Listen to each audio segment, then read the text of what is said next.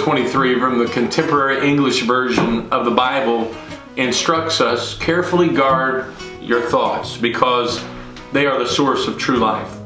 Carefully guarding something implies that we're not just giving access to anything and everything that comes along. There's a modern take on an old saying that I recently read, and it simply stated this: bad news travels fast while good news takes the bus. I challenge you this morning, after you finished your cup of coffee and finished watching this video, scroll over to the website of your choice of the major news networks and scan the headlines for the day. Now, of those headlines, take note. How many of them are presenting good news? Any news celebrating couples that have remained faithful to one another? How about a headline promoting racial harmony and unity?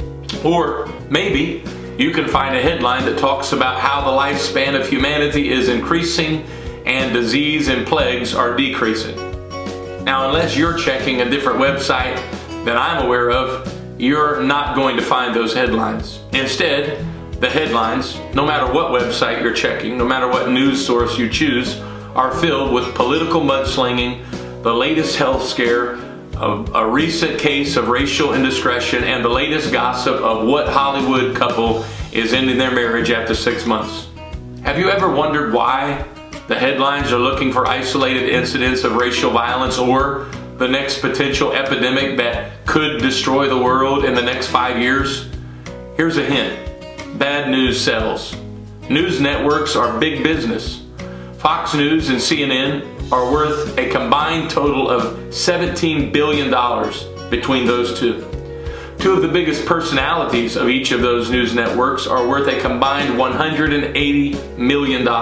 Two people reporting news, $180 million. The promotion of news is a carefully studied science.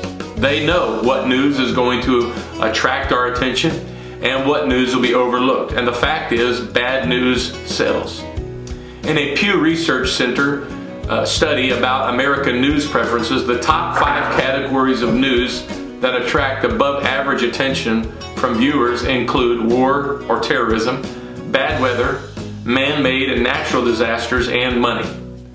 When we are bombarded with bad news, movies and television shows that glorify a morally bankrupt value system, and social media that, if you are lucky, is sharing what someone had for breakfast, lunch, and dinner, more likely though they're passing on to you the bad news that you hadn't already caught from the morning headlines, or they're sharing with you their glamorous lives that seem to be perfect and flawless, while you are faced with the reality of your hectic schedule and out of control life.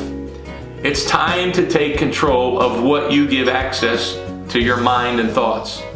With all the bad news and immoral mess, how can you possibly think great thoughts? How can you look for the best in others when you are constantly being reminded of the worst humanity has to offer? In our modern culture, we are always looking for the latest fads in diets, low-fat, low-calorie diets, high-fat, no-carb diets, trying to find a way to get our health just right and our waistline under control. Why not try a radical diet of no media and low junk intake?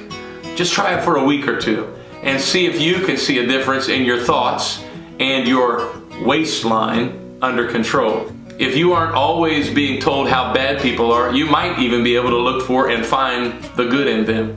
I want to take just a moment to invite you again to our Easter services coming up, not this coming Sunday, obviously, but next Sunday at Living Hope on Chancellor's Run Road. We're going to have an 11 o'clock service. We will have a service for the parents and adults, and we'll have a separate service going on at the same time in the same building, just in a different area of the building for our youth and children. And we want to invite you to come and join us as we're going to be sharing the good news. No bad news on Easter Sunday, all good news. And we want you to come and join us. We hope you have a great rest of the day today.